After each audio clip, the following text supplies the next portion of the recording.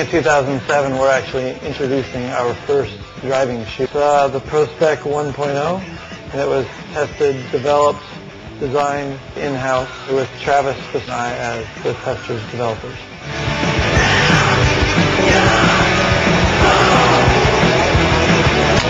I started rally racing, or actually rally driving, when I was about 10, and just pretty much the construction site. Basically, I've been a motorsports enthusiast since I was a little kid. When I got a chance to drive a world rally car, and since that moment, I've just been waiting for the opportunity to get in one. When I actually had the opportunity to go try and race with Travis, I jumped at it.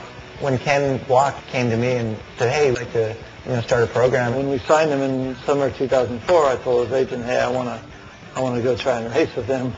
I think it'd be really fun. It'd be a dream come true for me." He said the cat race rally, and everyone's like, "Oh, ha ha, yeah, that'll be funny. Yeah, let's see if he can drive." The guy can drive. I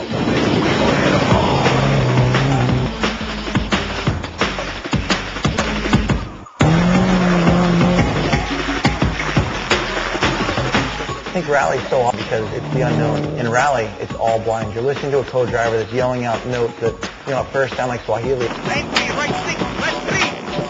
And now it's about visualizing the course before you've ever seen it. This is the one motorcycle I relate to the most because for me this is the closest sport really with cars that relates to jumping, sliding, a dirt bike. Flying over blind crests, not knowing what's over the other side, in the snow, in the dark, in the trees, cliffs. There's nothing to beat it.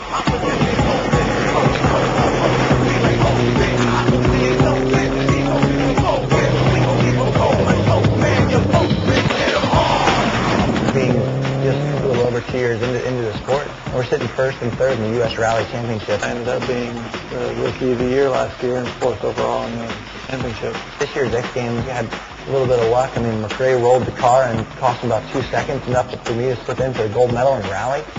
Everyone's just kind of shit going, how is this working? And I think it's just, from the background, from motocross, both of us riding a lot, and Ken coming from everything else with snowboarding and skate. It's been an interesting ride, and I've done a lot better than I ever would.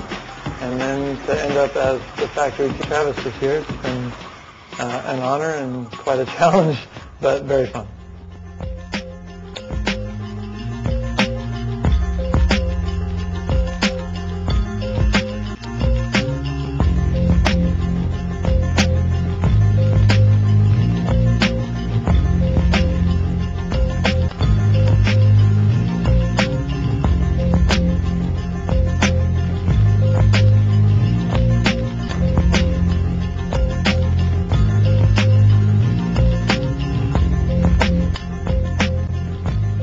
Travis and I, being the factory team, we needed a piece of footwear to go out and drive in. We had the capabilities in-house here at DC to make something equal to what was out in the market and or better.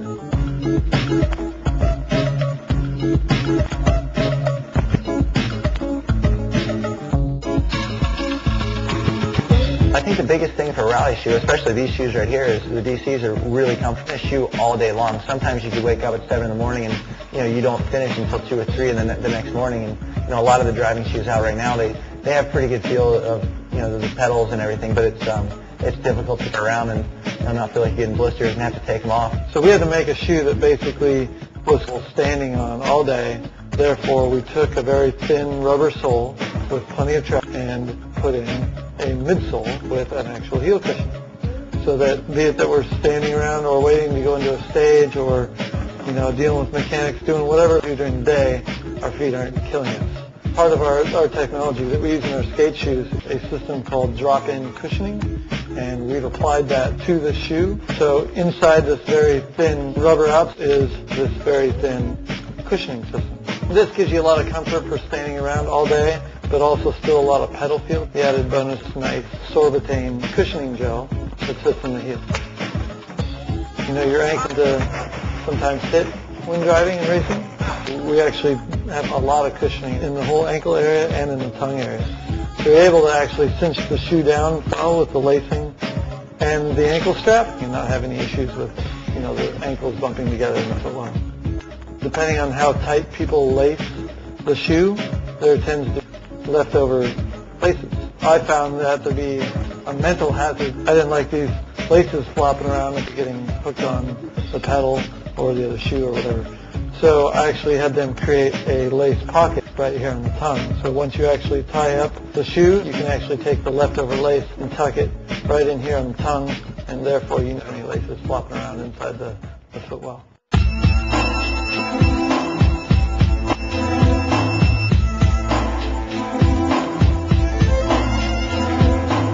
In making skateboard shoes, we've worked 10 years to make the shoes as durable as possible, and we went through that same process with making this shoe.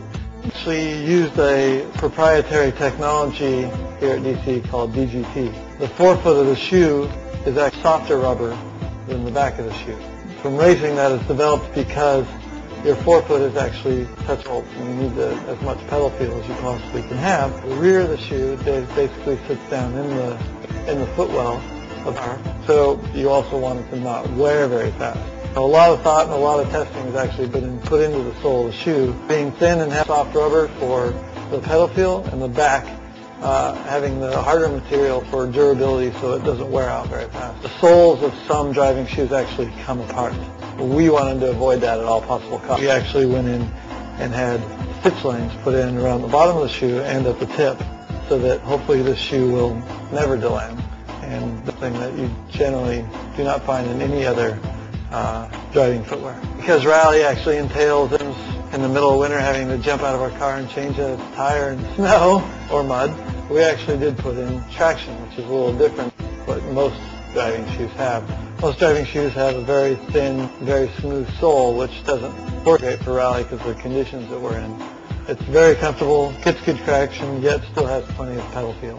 When we started first developing the shoe, it was really important to me that the basic DNA of all the footwear came through and worked on this shoe. So we needed to go out of our way to really make the upper of the shoe really look like the rest of our line. I think that was accomplished, and we were able to come up with a product that genuinely looks different than everything in the driving shoe market, yet relates right to the rest of our footwear brand.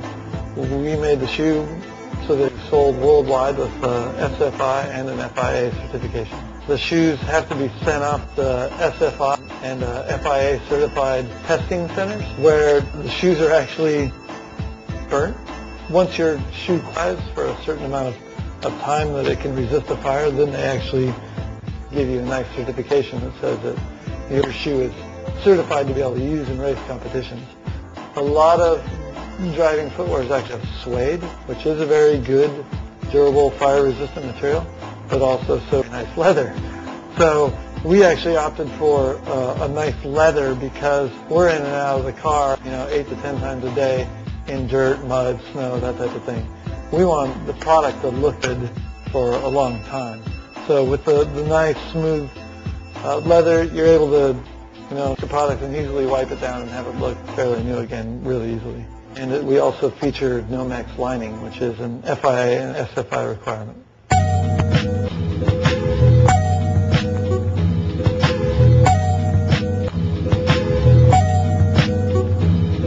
Above and beyond anything else, the most important aspects of a rally shoe has to be the feel and the pedals. You have, exact feel. You have to get feedback from what the pedals are doing with the brake and the gas, and being able to shift back and forth, left foot braking, heel toe. But above that, they have to be comfortable, and I think that's what DC shoes really came out with here. Is a comfortable, good fit that really allows you to feel the pedals well. When it comes to the awards ceremony in the evening, the drivers, they come in, they're taking their shoes off, and Ken and I we're still wearing our shoes. They're looking at us like, hey, wear a driving shoe that long. They're definitely getting a buzz. Everyone's been asking if they can get them, so now you can.